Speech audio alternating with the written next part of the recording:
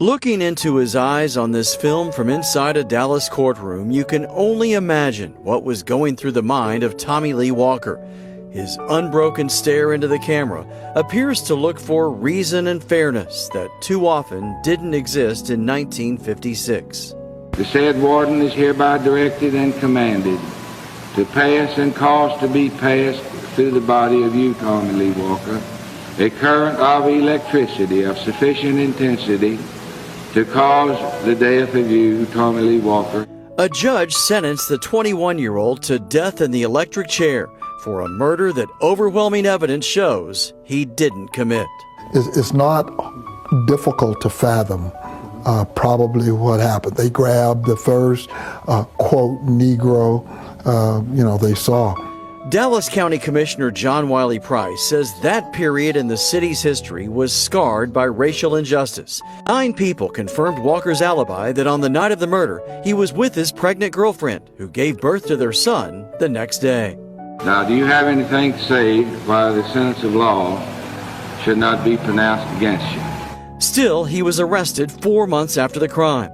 He says after hours of threats and promises, he was coerced into giving a false confession that he immediately tried to recant.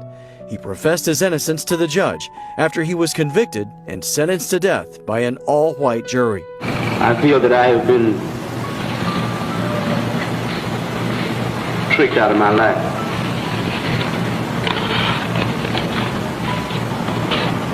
There's a lot of other people have been convicted for crimes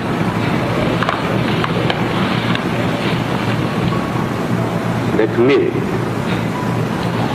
and was turned loose. I haven't did anything, and I'm not being turned loose. In this Dallas County courtroom, 1954, 19-year-old Tommy Lee Walker was convicted of the rape and murder of Venice Parker, a white woman.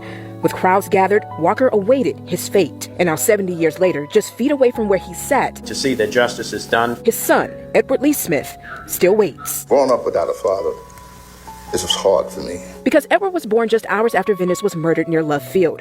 A Dallas police officer claimed Venice said a black man was the attacker. And after Tommy Lee was arrested months later, it took an all-white jury less than 2 hours to convict him. She said, baby, they give your father the electric chair.